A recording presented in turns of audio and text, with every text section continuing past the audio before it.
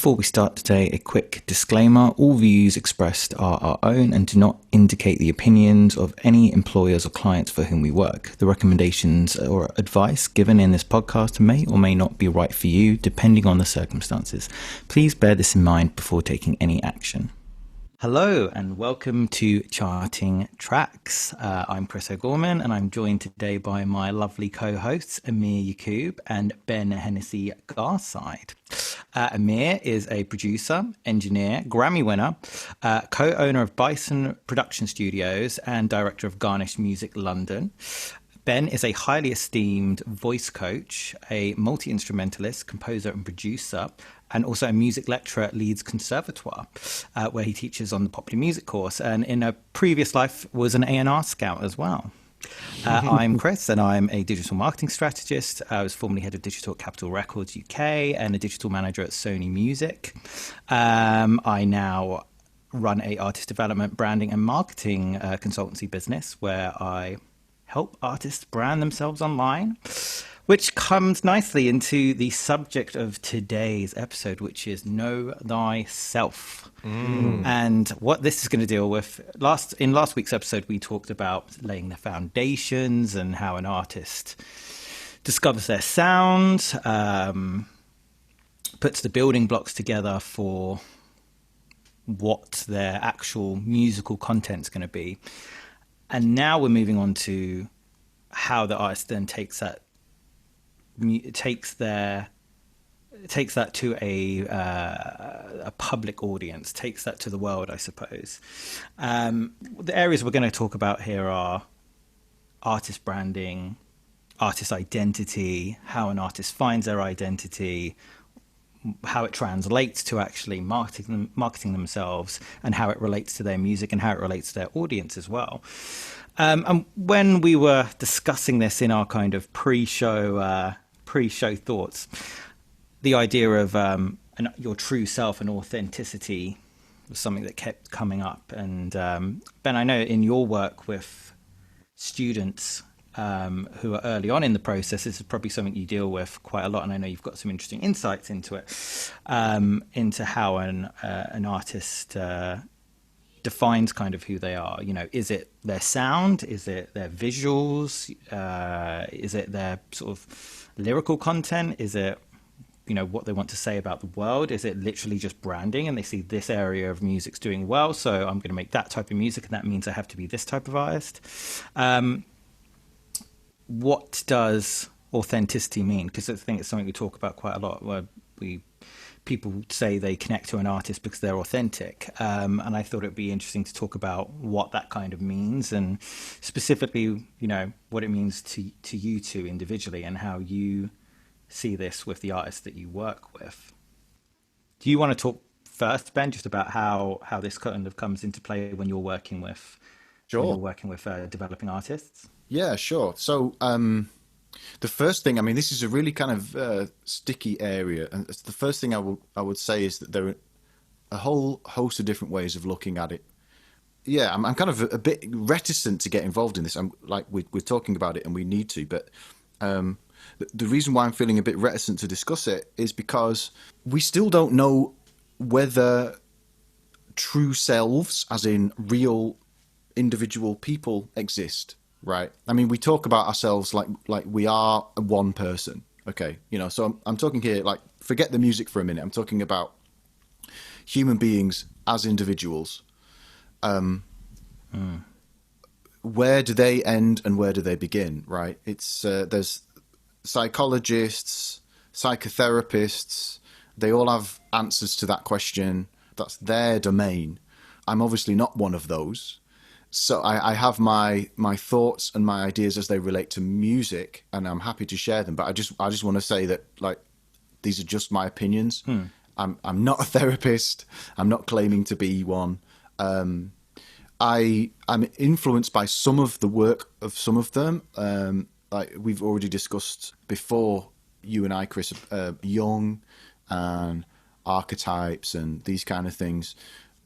So in my opinion, the true self, i.e. the authentic self, i.e. the self that is us and is always us, I don't believe exists. solidly, right? Yeah. Yeah. Like, I'm a different person to the person I was 2 years ago. I'm a different person in front of you two on this podcast than I am in front of you two before we press the record button. Yeah. There are certain things that are going to be the same, right? But there's also certain things that aren't going to be the same. So much of who we are it's context dependent. You know, like, what environment do I find myself in? And I'm going to be drawing on bits of myself, and I'm going to be foregrounding different parts of me to different degrees at any given moment. If you think about Jung, say, right, he has this concept of the shadow, right, which is this idea that all the parts of yourself that you try and say aren't you, so the bits that you hide, they are actually there, like latent. And if you repress them too much, they will come out. They'll find a way to being found. Like, your subconscious will find its way through you, right?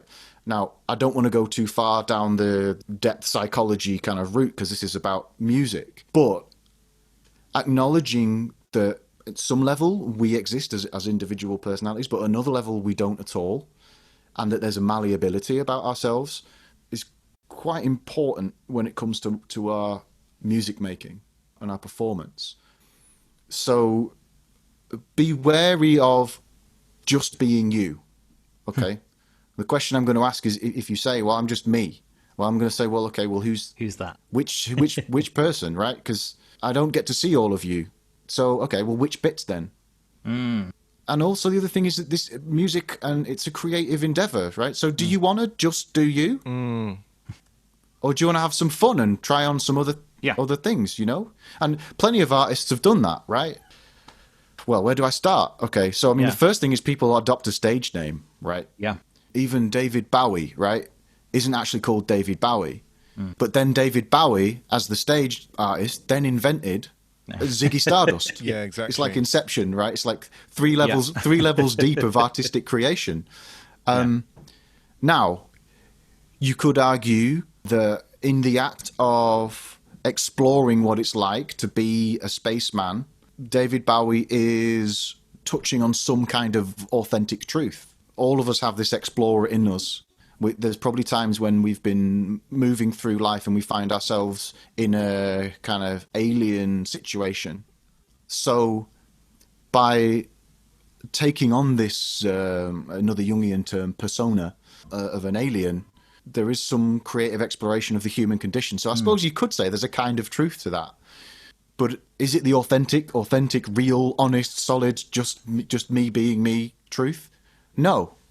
It's way more interesting and fun than that, you know.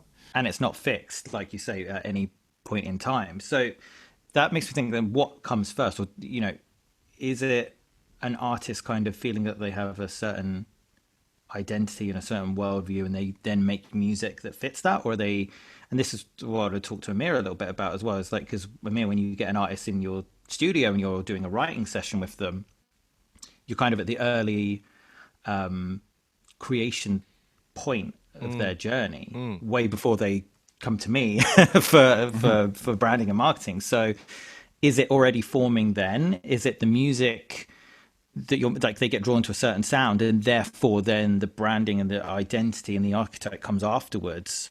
Yeah. I mean, how do you think that develops? In my experience, and funnily enough, I am experiencing this at the moment. I'm working with someone who, I'm not going to mention who it is at this point in time, but I'm working with someone who has already got a great following. She's already what you would call famous. And she feels that the version of her that has been put forward to the public thus far is not who she is. So now we're working together. What's happening there is we're trying to put forward, both musically and in other ways, a version of her which is her, basically, which is more true to herself. And I mean, this episode couldn't have come at a more relevant time based on that experience. You know, if we put her aside for a minute and we kind of think of maybe other people who might be developing, who might be earlier stages, kind of less well known. No preconceptions, no sort of. Yeah. I think my experience with that has, a lot of the time, it has been, it's twofold. And this is where this ties into what Ben was saying. A person might come in thinking that there's someone, and we might walk away with having bought someone else out of them. And also what you will find is, with, I want to say younger acts, but when I say younger, let's say someone who's young in their career and their musical journey. Yeah, development stage, yeah. What you'll find is that most of the time they're looking to put on other people's, or to take on other people's personas. So you might have a young female who can sing exceptionally well, and she might be, I love Beyonce. And a lot of what she would do would lean towards what Beyonce would do. Now, obviously, there starts to become an argument based on what we're talking about today. When we're talking about personas particularly, are we taking from other people's personas so heavily that we are being classed as just a poor man or woman's version of that person? Like, particularly if you think about it in art, there's a lot of copycatting that happens. And so one of the things that I personally try and do in the creative process mostly is to go, look, we need to take the really good parts of Beyonce, but we don't need you to be Beyonce, because guess what? We've already got a Beyonce and she does Beyonce really well. No one is going to do Beyonce better than Beyonce does Beyonce. Exactly. So let's not try. Let's exactly. Else. So yeah, I'd say that's been my experience so far. So it's interesting here because a lot of the time, because I think we, as sort of music consumers, put quite a lot of importance on, I want them to be authentic. At least if you're buying into an artist long term, not just like a hit song. Yeah. Why do we put that importance on authenticity if authenticity probably isn't even real? Because because an artist can go through completely different iterations of their career. Like Madonna, for instance, will reinvent themselves literally with each album campaign. And to a lot of people that might seem, this is sort of inconsistent. But the thing is, because she's made that her brand, reinvention is her brand, it's who she is, it sort of works and it makes sense. With somebody else, with another artist, for instance, if they were to make such a departure, it would alienate their fan base. And for me, kind of normally, in the work that I've done in the past, when I've been in-house at record labels, when we have an artist that comes through and they get signed, they already have a kind of idea of who they are, or at least they sort of get brought to us, and I suppose it's our job to sort of package that, which sounds really cold and clinical, but it's more about helping them pull out the sort of the main messages and the main elements from what they're doing and give it a sort of cohesive message. I was sorry, I was just going to say, can I just insert a little terminological addition to the conversation? I find it really easy, or I find things become easy when we start distinguishing between an artistic persona and an individual. Yeah. This and I think it's healthier for people to do that. So, for example, just then, Chris, you were saying they come to you and they have an idea about who they are.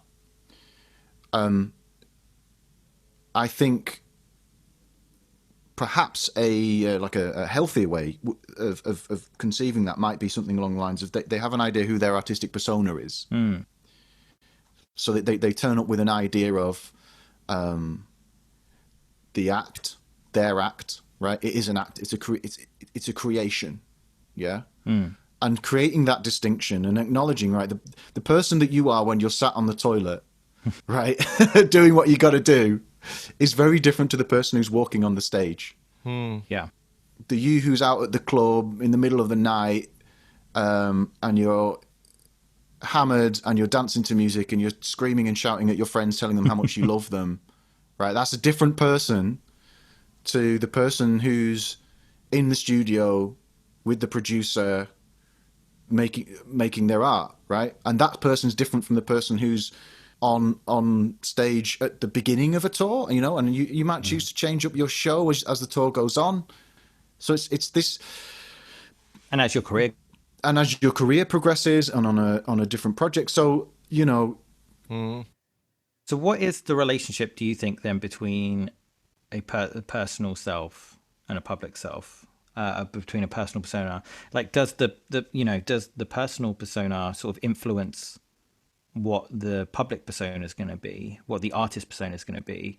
Because you would think that they would be somewhat linked, or could you literally have a personal persona that is completely different to an artistic persona?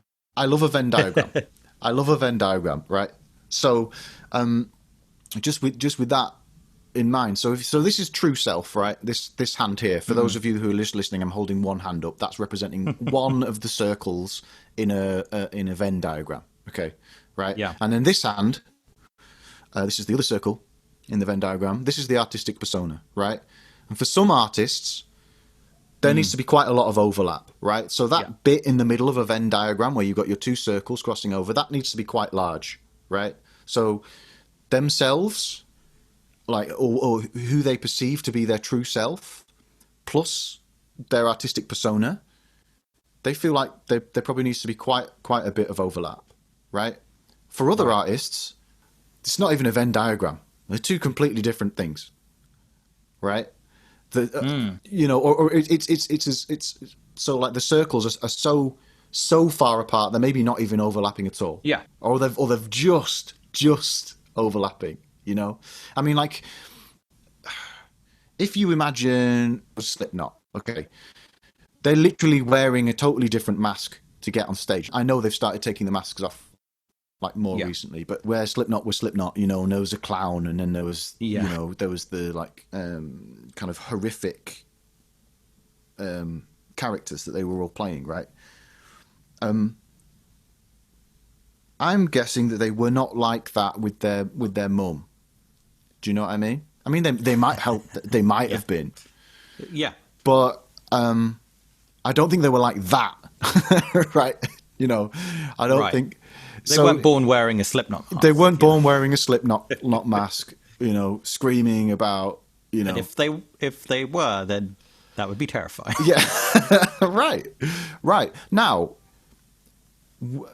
is there something truthful about the work that they're doing? Is there something authentic? Are they expressing something that they have perhaps felt, and maybe just turned the amp up to, like, 11 or 12? Well, yeah, that could be the case. There could be something true in all of that. But also, I like the idea of there not needing to be, right? Like, that's... If you feel, like, as an artist, if you feel uncomfortable doing something, then don't do it. By the same token, don't feel obliged to be your true self, you know, and be deeply honest. You know, don't feel obliged to do that.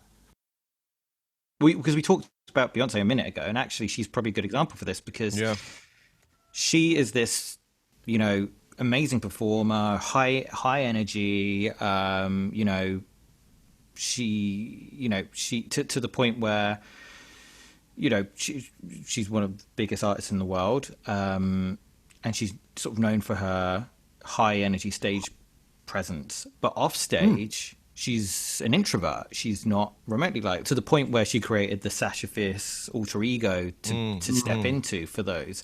So with her, actually, Beyonce, the character, has not come from, you know, her heightening up or turning up the amp on her personal identity, or her you know, her sort of personal persona. It's actually it's not connected to that really at all. It's and that's what's interesting to me then. How has that developed? Because normally 9 times out of 10, what would happen is an artist will come through the doors at a label, and we'll sit with them and get to know them, and listen to the music, and we'll get a sense of who they are. And then it's like, right, let's highlight that bit. And what you're really doing is concentrating those parts that are really there, and you're lifting those out, and then you're like, let's bring those to the fore, let's heighten those areas and really concentrate on those 2 or 3 sort of core areas. It's quite rare, actually, when, in my experience, that you get an artist that comes in and they're just something completely different to, that we're basically crafting a sort of persona around them from scratch that has nothing to do with who they are. And the reason for that is normally it comes across as inauthentic, and people don't connect well with it because they can kind of sense that there's something not authentic there. But I'm interested in what the kind of exception to that are, because I think like Beyonce obviously is an exception to that. Now, does it matter that she started in Destiny's Child in a girl group where it wasn't about the artist persona necessarily to begin with, and that only kind of emerged later on in her career? And the music that they're kind of putting out was kind of very female empowered R&B. So did it take on this persona that she has, and did that take on a life of its own because of the music they were making, because that was kind of the musical content, and then the persona came afterwards? Or was it the persona influences the music? So yeah, I mean, I can't speak for Beyonce, and like I say, I'm not a psychotherapist or anything, but there's this concept within Jungian of this notion of the shadow. So it's quite possible that the parts of Beyonce that she exhibits on stage are parts that she isn't able to exhibit in her everyday life, and so that's the place she gets to do her, really do her, Or it could work the other way, like maybe those parts of herself are too amped up on stage, and so the kind of more reserved, the more the more kind of quiet, the more whatever she's doing on stage, that she gets to play that out in her personal life. So there's something about us presenting one thing and then having this other stuff that isn't being presented, and from a Jungian perspective, it's like it's in the subconscious, and it wants to find a way to express itself, and so we'll make that happen, but again, this is music, so like in terms of like, where does that come from? I'm not 100% sure. What I want to get onto then is, as a young sort of developing artist early on in their development, how do they create their artist identity? They're probably at the stage of their career where they're, as just a music enthusiast, as somebody who enjoys music, they probably gravitated towards a genre maybe, and they're starting to create a lot of music in that sort of genre with that sound. Is that when that starts emerging then, the artist's identity? Amir, what do you think? When an artist walks through your door, do you feel like they want to make this type of sound? I mean, obviously every artist is different, but more often than not, do you feel like they come in and they're like, I want to be like this, I want to be like this artist? You touched on that before. They kind of got their artists who they want to be, and they emulate the sound. Yeah. I feel like that happens more often than not, particularly with people, again, who are younger in their career. They'll look for a lot of cues from people that they listen to / idolize, and obviously there is in my personal way of thinking about it, is when it comes to that, there's a balance to strike, because we talked about not being a clone of that person, but being inspired and influenced enough by that person for someone to maybe to latch on to it as a listener. So one of the things, and and even if I'm talking from a personal perspective, I'm sure you guys agree. One of the things is if you like an artist, for instance, Sting, Ben loves Sting, right? And so I think Sting's amazing too. And for instance, when Bruno Mars made a song "Locked Out of Heaven," he went, he's gone for a Sting vibe here, hasn't he? And that allows you to latch on as a listener to what he was obviously doing, right? It was kind of blatant. He wouldn't deny it himself, I don't think. I know Bruno Mars is established and whatnot, and maybe he can take more tipping of the hat kind of moves. But coming back to what you were saying, I think developing artists, they're definitely going to lean more on that. And in my experience, personally, the way that I work is I try and steer it away from copycatting. Yeah. When you are developing an artist, and obviously, I guess I'm speaking to you directly now. When you are a developing artist, yes, of course, you're going to be inspired by whoever you're going to be inspired by. But one thing I will say is that you are going to want to explore and try and find a bit of your own persona in there, because that's actually what will make you cut through.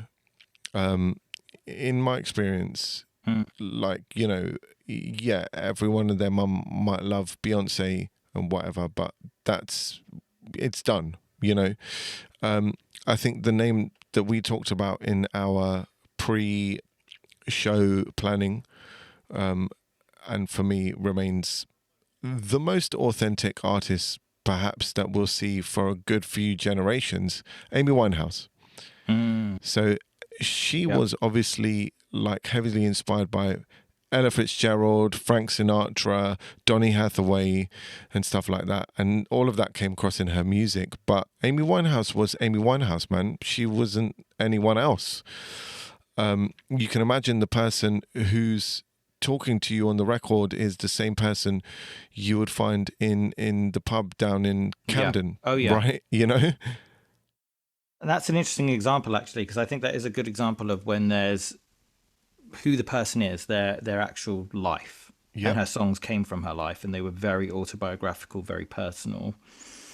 And that's really what connected, I think, with that, with both of her albums, but I think particularly the Back to Black album. And she was kind of having this lifestyle of, hard living and,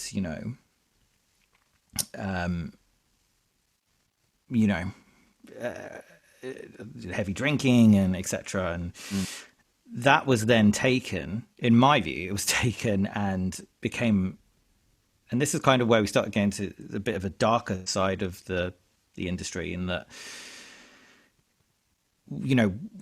that was definitely something that was picked up upon in the press. It was definitely something that became a selling point, for good or for ill. It became a selling point. Yeah, and definitely. How much was that pushed? How much was that, we're going to, no, she's a bit wild, because the fact of the matter is a lot of the time that sells, the rebel, we talk about archetypes, and we're going to talk about archetypes a little bit more in a second. Well, if you there, and I think when you're marketing an artist, you absolutely early on in the process figure out where they land on the archetypal wheel, and I think early on it was quite clear that Amy probably fits into the rebel column of the archetypal wheel, even before kind of the more sort of salacious headlines and things like that. Actually, it was more like, I'm gonna go and make a jazz soul album when that was not even the sound that was happening necessarily at the time. She was like, I'm gonna play with an electric guitar like I'm in a kind of like a singer-songwriter kind of pop rock band, but I'm actually a hip hop soul singer. And it's like there's constantly the rebel all the way through the creative process through to the actual public persona. Yeah.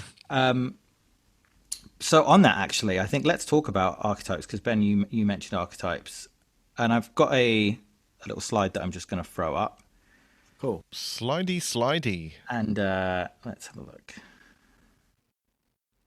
And we'll describe this for our audio only listeners and provide a link so that you can see the visual as well.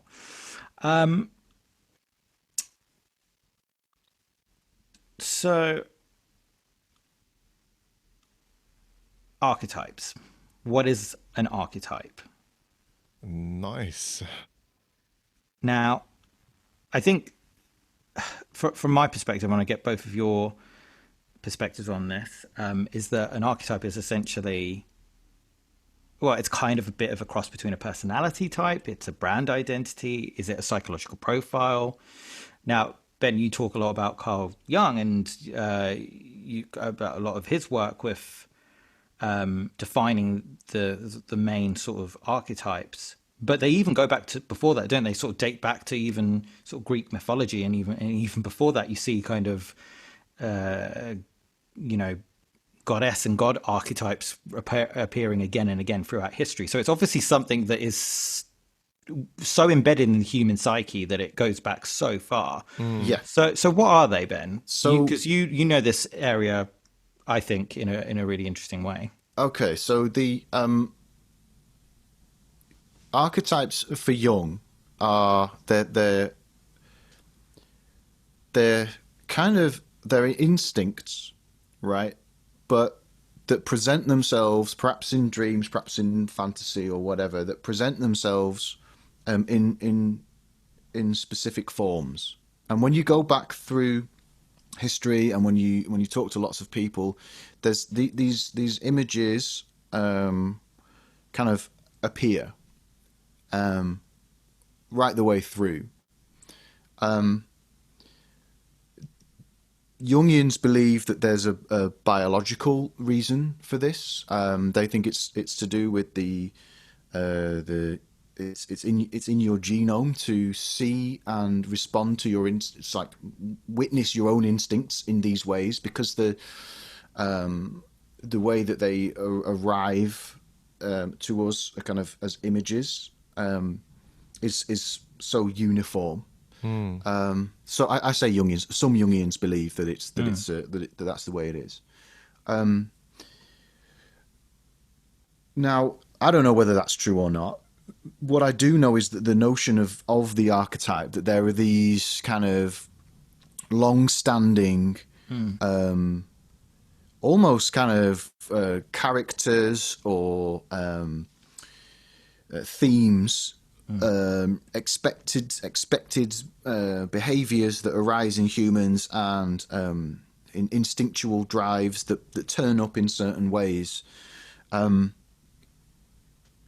There's from a creative point of view, it's really, really useful, right? I mean, this stuff it's great for writing songs with. Yeah. It's great for doing your brand work. It's great for deciding what clothes you're going to wear. It's great for deciding how you want to put your group together for performing live. It's like there's a whole way of looking at this from a creative angle, and that's the way that I like to talk about it. Yeah. Now there are loads and loads of different ones, right? But there are 12 And lots of different names, aren't they? They have different names. I mean, if you think, and the other thing as well is you can kind of come up with these sorts of things for yourself as well.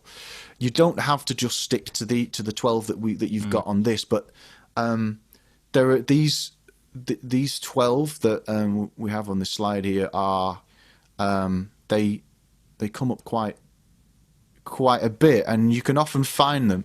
So for those listening, actually, should we just describe what they're seeing? Yeah. So there's a wheel. There's 12 on there.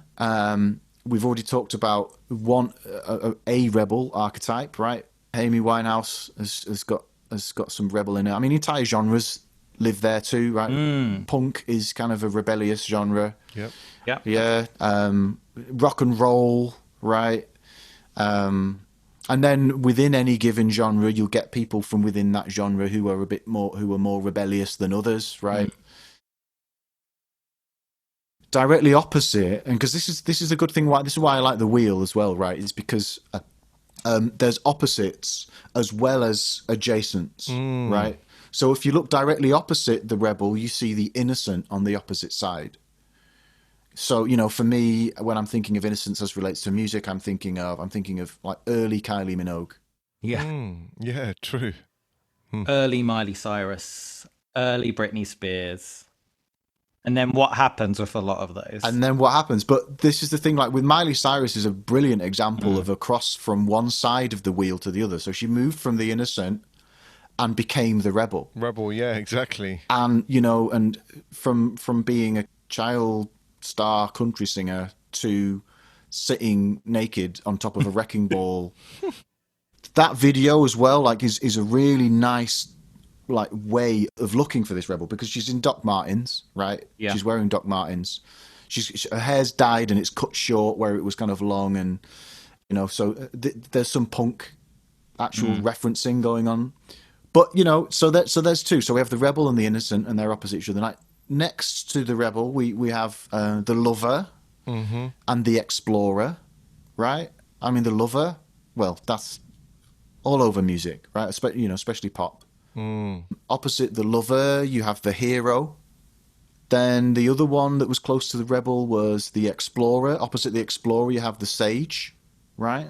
And so these are people who, you know, part of their brand. So a sage, part of the brand identity, they might be quite kind of intellectual. Yeah. It's interesting that, isn't it? Because again, like with the rebel and the innocent, which are opposite each other on the archetypal wheel. Yeah. The explorer and the sage are opposite each other on archetypal wheel, and it's interesting there because the explorer is all about the outward world. Yep. Whereas the sage is it's sort of internal knowledge, isn't right. it? Really? And they'll be hanging around a library looking at books. Yeah, and they're probably quite solitary.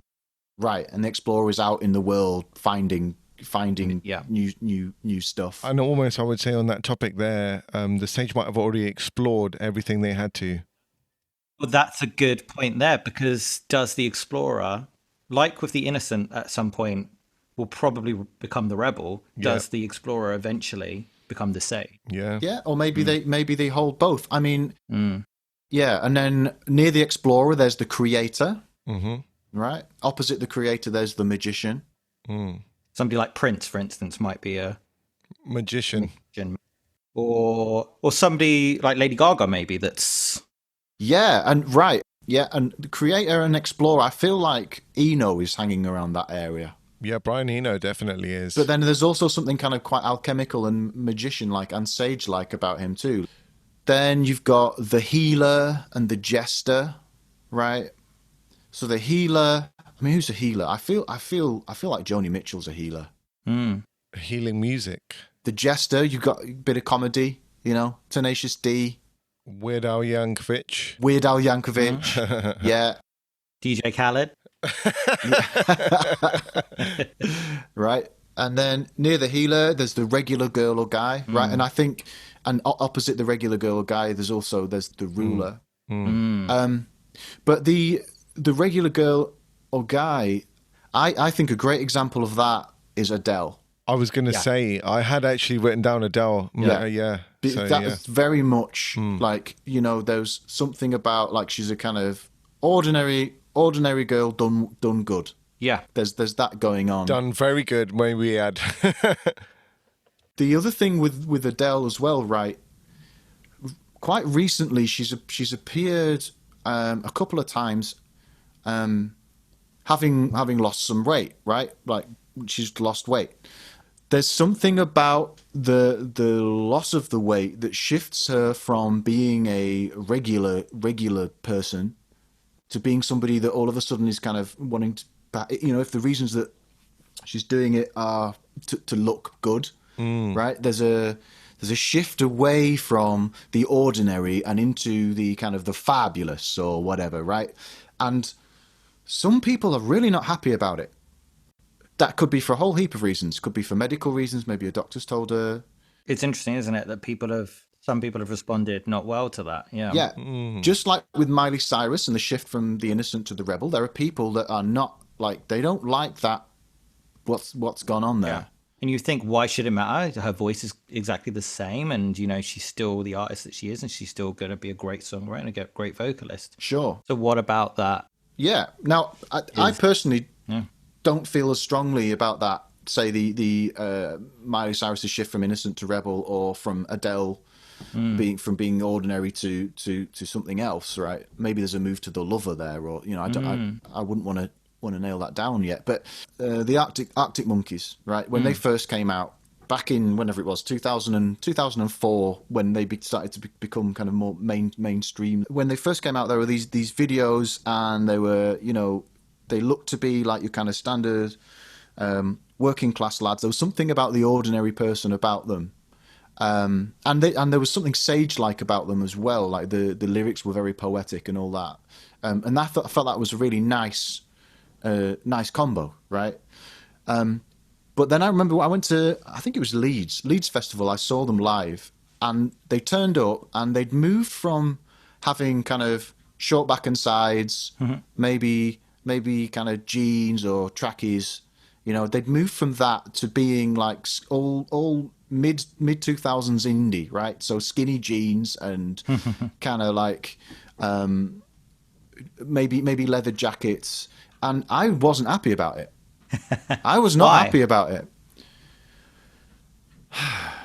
because part of the attraction was the quote unquote ordinariness of it, right? It's like suddenly I suppose it's the same reason why on X Factor they show you like someone talking about their nan, the backstory, and you get to meet their mom, and you see their dog or whatever, and do you know what I mean? There's something about, we like to feel.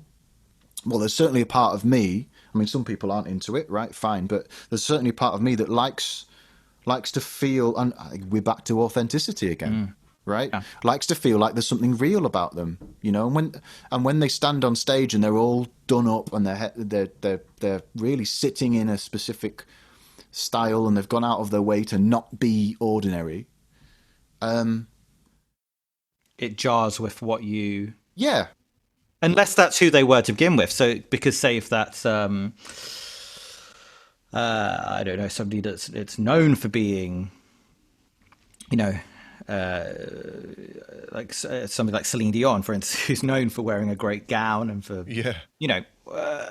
that fits, and that's what they want from them. But then if it's a sudden shift. Yeah.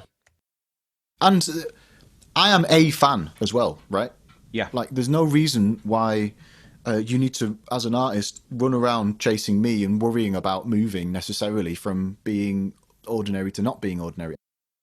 Well, it's interesting because a lot of the times, when an artist wants to change their sound or wants to change things up, and I know this having been, in-house at labels, there is a resistance there. It's like, we don't want to alienate the fan base. And is that because we believe that the fan base isn't going to go on that journey with them, and maybe they won't? Like in your example of the Arctic Monkeys, did that result in you not being a fan anymore, or how did it play out? Yeah, and like, I still think their first album's their best album. Like, I mean, don't get me wrong. Like, I like their other stuff, but something shifted in me. But then, like, who cares? Like, I'm a guy. Like, they're doing really, really well for themselves, and what right do I have to say, oh, that was the wrong? It's not. It's just you care about, as a fan, and this is the other thing that we've kind of dabbled in. You aren't just an artist in isolation. Yeah, part of our job in being involved in creating things is about reaching across a divide, across a chasm, and finding other people to speak to. Yeah.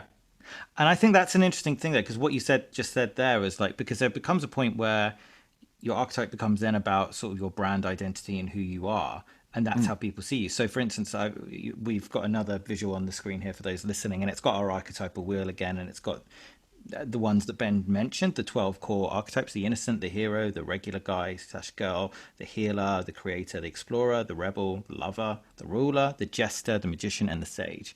And when you look at brands like household brands, you see that these play out with those as well. So Dove, for instance, the innocent. Nike is often seen as the hero. It's Yep.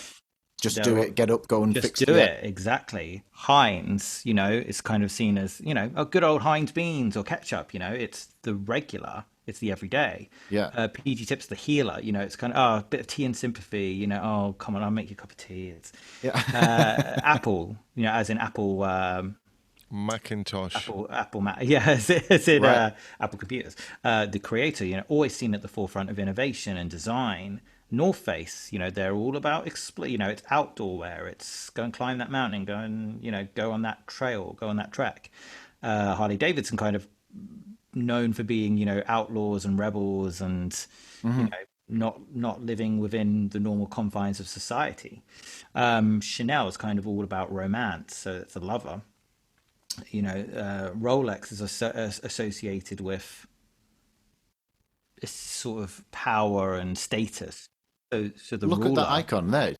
yeah, it's got a crown. It's a crown. It's literally a crown. Literally got a crown. Yeah, it's the ultimate expression of status, isn't it? And then you've got M&M's, which is the jester. They're constantly. It's all right from their visuals to their TV ads. They've got these little characters that are little comedy characters on their that they've built all their marketing around. Then the magician, Disney's an example of that. It's wonder and it's sort of joy and wonder, etc. And then Google, the sage, because they're sort of now become the font of knowledge. And I just wanted to kind of cross-check that with what artists look like. So you mentioned, I think, Ariana Grande before, or sorry, Miley Cyrus before. And Miley Cyrus started in the innocent, and then you see there she's gone over to the rebel, and then you get Ariana Grande now taking that innocent position. I agree with that. Yeah, definitely. Definitely, yeah. Alicia Keys as the hero, maybe because a lot of her music kind of talks about being a superwoman, yada yada. She's yada. literally got a song called Superwoman. Lewis Capaldi, I think a lot of people would consider to be like a regular. That's why a lot of people like Lewis Capaldi. Is kind of down to earth. It's kind of even if you look at the visuals and the brand, he's there holding the can of lager. It's not dressed up. It's in a hoodie, and it's attainable and like you make down the pub. Taylor Swift is often referred to the healer because of her relationship with her fans. It's very supportive. It's Lord's the creator. I think the reason Lord is a good example for the creator is because she sort of cut against the sort of tendency of what kind of commercial pop was doing at the time, which is like, well, I'm actually gonna be more like Stevie Nicks or be more like Kate Bush and sort of who are also probably creators. Ed Sheeran's kind of seen as the explorer. He's just got his guitar and he's off to see the world. And Yeah. A lot of the initial PR story around Ed Sheeran was this thing that they sort of labored on for, I think, for the good kind of year or so, like when they were building his identity up, and it was that he was crashing on he was sofa surfing and playing gigs and sofa surfing like for the best part of a year, longer than a year, while he was putting together this album. And that's kind of right there. It's like the explorer, isn't it? Yep. Then you've got, again, as you said earlier, Ben, Adele in the lover section now, actually. So she's maybe transitioned from that every girl position, possibly, and maybe not. Maybe she'll stay in that. As you're talking, it's perfectly possible as well, by the way, for artists to sit and live within In more than one. Yeah. In more than one. Yeah. Yeah. So Absolutely. And I'd say that most of them do. I'd say that very few actually just live in one. And it's more often that you've got maybe sort of 60% of one and then 20% one, 20%, it might be broken down that way. But I think the idea of the archetypal wheel is probably something that I always, when we sit down with an artist early on, we sit down and kind of go through this and actually try and place them. And like you say, they might be in one or two places. And then that helps sort of the strategy, and it helps define sort of the the branding, because you have to think about things. I'm gonna stop sharing screen now. Where in this day and age where all the marketing kind of has to come from the artist much more than it ever has, especially with social media, that your tone of voice is ever more important, I think. So how important do you think it is and I kind of want to get both of your thoughts on this, to go with an artist through this process and actually get them to start thinking about it in that way? Right. So I would say it depends on. It depends. So a lot of my work is with students, and this kind of stuff will come when we're thinking about them putting together their live show, or when we're talking about song interpretation, that kind of thing. So how important is it? It depends on them and where they're at. Sometimes a student can turn up and they've got quite a well-rounded, maybe not in those terms, they might not be describing themselves using that language, but they've got a kind of quite a well-rounded idea about who their artistic persona is, like how they want to present themselves. It's when students are kind of unsure. That's the point when I'll start introducing the archetypal wheel stuff, just as a kind of tool. Rather than for it to be something that they then get hamstrung on, I suppose, and go, oh, I have to slot into one of these, because that can be a detriment then, can't it? Absolutely. How many different types of character are there in the media that we consume? How many different stories are there? Right? There's so many different kind of types of people that we could draw on out there to help inform our artistic persona. There's other things I will use as well. I like core values as an exercise, right? You basically play the why game, right? So pick something you like. Okay, why do you like it? Oh, some reason. And then well, why do you like that? Oh, some reason. Well, why do you like that? Why do you like that? Eventually, you'll get to a place where there's one little concept or one word or something that kind of sits at the bottom of their reasoning, and they can't then go beyond it. One of a few things will happen.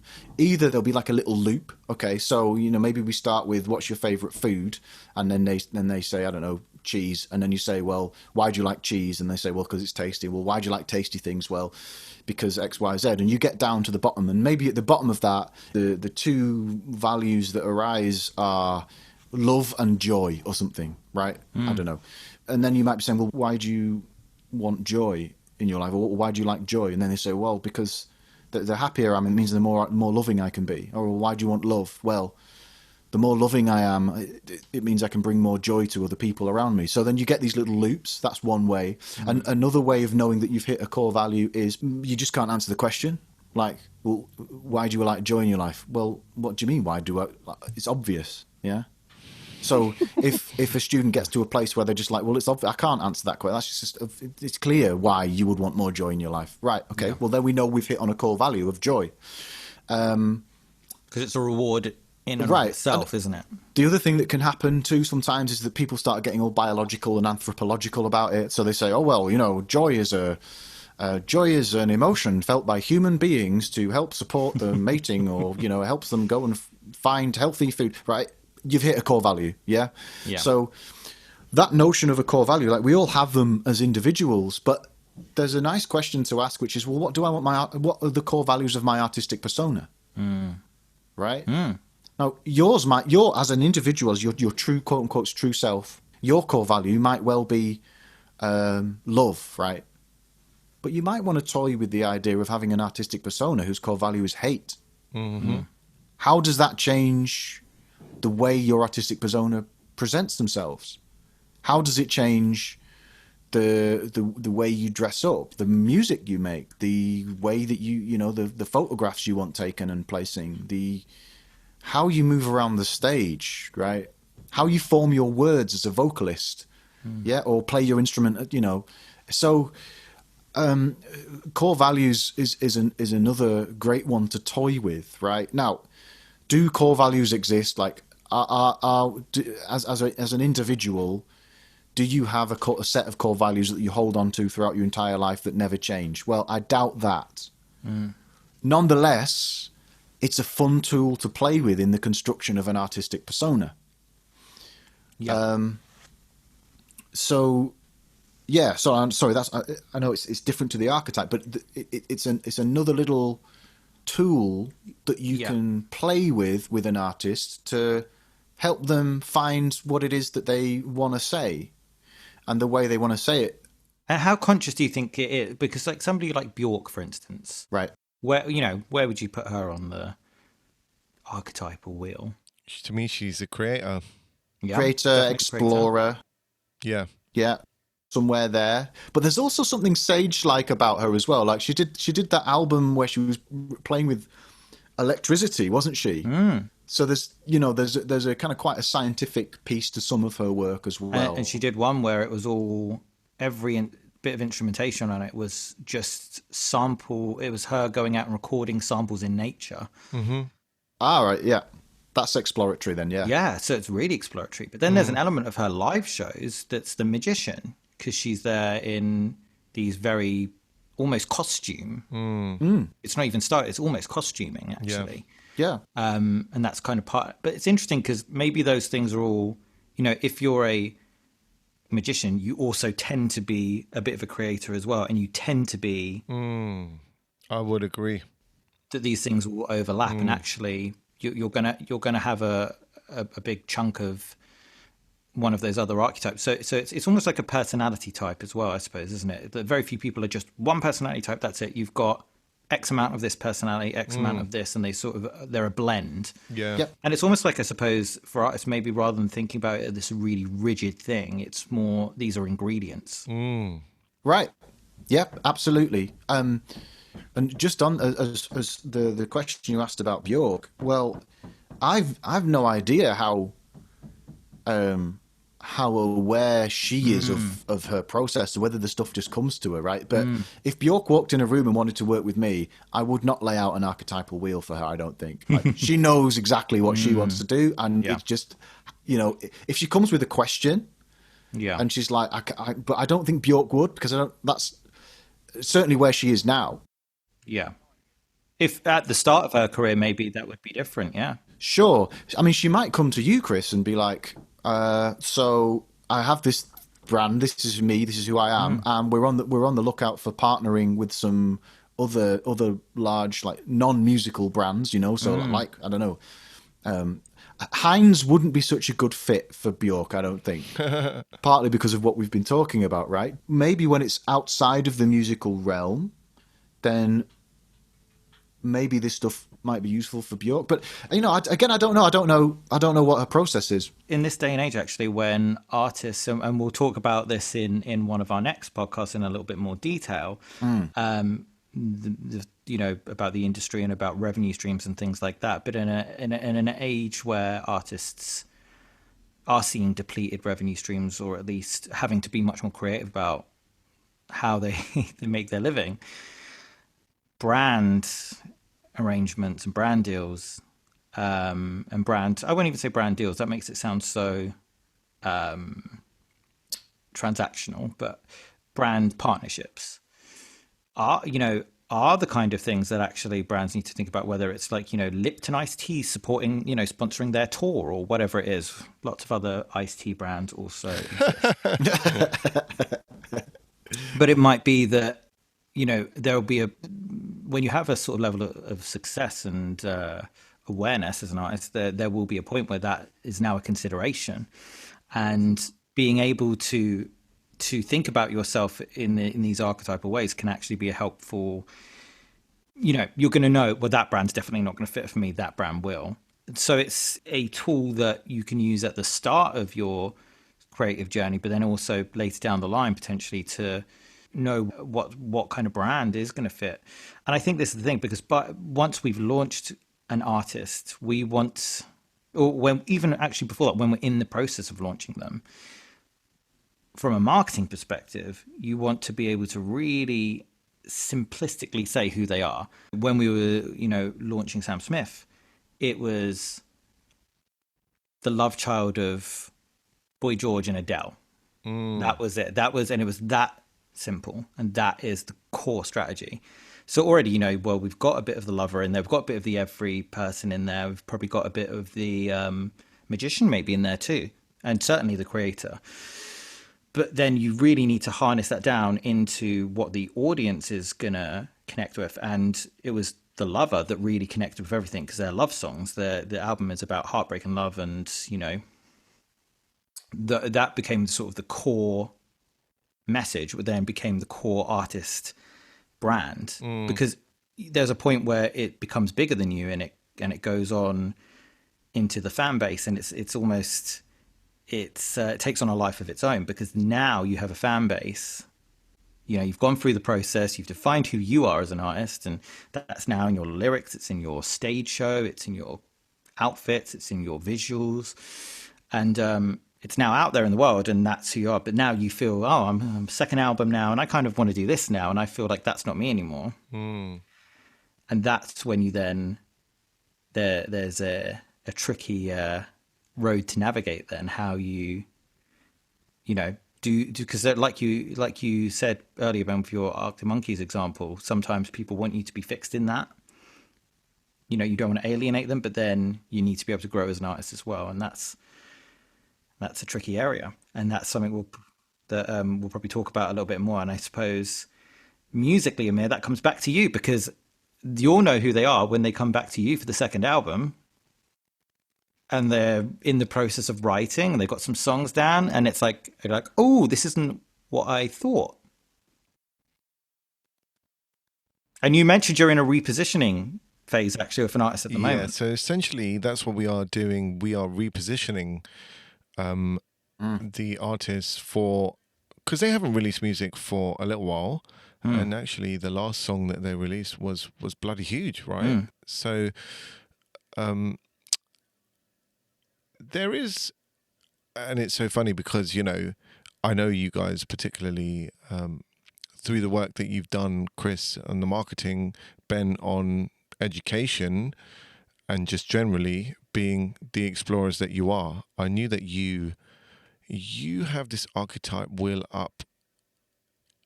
It's not a concept that I'm that familiar with, if I'm perfectly honest with you, but you kind of look at it and you kind of apply it to how does that work in the studio. And the example that I'm giving you, they might have been seen as someone who was innocent. They might have been seen as someone who was definitely on that kind of side of things. And I had a session with her yesterday, and we discussed the possibility of, because she's using some explicit language, we discussed the possibility of doing a radio version of that. And she said, I don't want to do that. And so she's positioned herself somewhere else on that wheel now, because she's no longer, that pop princess and all of that kind of stuff. And initially, these are the conversations we're having initially before we get into the studio. She had expressed that. So obviously what happens in the creative process and in that phase is we need to now go through and think about how that applies to the sound, the music, the image. How can we take her away from that? And now she's not really moving into the rebel, but she's rebelling against who she was before. But she might be picking up on a couple of other parts of that wheel. But there's definitely a place for that kind of way of looking things in the studio. And I would imagine we've spoken about a Beyonce and Adele and someone who I imagine would do this quite a lot actually was Prince, because Prince was extremely prolific. That guy, if you go and look at how many albums he's actually released, you'd be shocked. There's a huge vault of music as well, but Prince actually, in reality, was very shy and he was an introvert. And you would never think that from any of his shows or anything like that. But I think that him and many other creators on that kind of Prince level, they would look at Will and they would go, who am I going to be on this album? Right. Maybe you're spinning that wheel at each album. Just spin it and randomly point at it. Yeah. Maybe that would be a fun exercise for an artist to do, actually. Exactly. Just today, I'm just going to make this kind of record. Let's see who I'm going to be today. And actually, that might be a useful. You may not ever use any of those songs; they may never see the light of day. But it might be an interesting tool just to use to. Well, we spoke about this last week. Creators writing block. You could use the wheel as put a little bottle on it and spin it, and then write a song in that vein with that archetype. And hey, if you don't end up using it, you can always give it to another artist. Exactly. You can always get your publishing on it. Yeah, and if you've got a language to discuss it, and you've got an idea in advance of the kind of the place it's gonna go, what kind of artist it's gonna work with. I mean, I just wanted to track back to this potential issue here that you talked about. And one of the advantages of being able to name something, like whether you call it rebelliousness, or you play the core values game, and the artist decides that at the base of that core value they want somebody who is self-assured, or there's something about maybe freedom as a core value at the base of the artist that's insistent on releasing explicit only material. But if you can get to the core of that, and then like there's something in that desire with this artist that they want to express, but there are loads of different ways of expressing that. Yeah. And and this is the other piece too, right? Which is you can do it musically, like the choice of the timbres that you stick on the album. Like, can you express that rebelliousness, that rage, without using explicit language? Is the artist willing and able to explore other ways of showing that part of themselves that don't involve lyric? Because that might be quite a complementary way of dealing with it, and it might be something the artist is happy with, and it may not either. Obviously it's your project, of course, but being able to get to the underpinning drivers and then thinking about other ways or as many different ways of expressing that particular drive. Yeah, so Miley Cyrus could have been a rebel in a number of different ways. Of course, right? yeah. Loads of different ways. Yeah. Like the music changed a bit, but it was still kind of largely pop. Yeah, it really is. Yeah. It's the visuals and the attitude. That's the kind of. Yeah, that was the thing that shifted. And so for her, in altering the visual brand, that was enough to carry the message that she wanted to carry. At least that was what we end up seeing. So like the rebelliousness was captured in a different way. Yeah. And also the calling of the song Wrecking Ball, you're taking a wrecking ball to your the previous iteration of yourself. If you can get to the place where whatever that the desire and the drive to want to produce music that's got swear words in it, right? if you can find other ways of allowing that to express itself, maybe the maybe the swear words we can let go of. We'll make the changes we need to, as long as I'm showing my rebelliousness in all of these other ways. Yeah. Right. So it might be saying to an artist, there's another way to achieve that. There are loads of ways of looking like a badass. And if you're feeling like you want to be a badass, that's brilliant. But, if we get some brownie points from the label because we're willing to do radio edits, right, and they're willing to exchange it for X, Y, Z other thing, then, Right. And that leads us quite nicely, actually, into what we're going to talk about next week, which will be the creative and composition elements, which will really focus on the music creation and composition, the recording, and all of everything that goes into that, which will be I hope a fascinating conversation. And that sort of brings us to the end of this episode today, unless there's any final thoughts from my two esteemed co-hosts. You're far too kind. I'm not esteemed at all.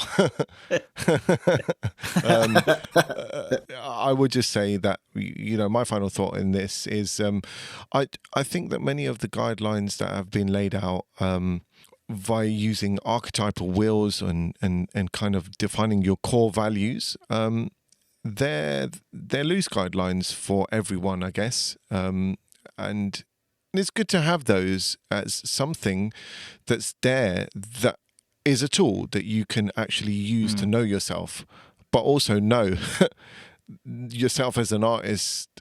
You are going to change, and we've all experienced changes, haven't we? The three of us, we met each other. We were different people. We were, we had a different relationship with music almost, and our relationships changed over time. And it's not like, we feel like we're missing out or anything by having changed it in whatever way.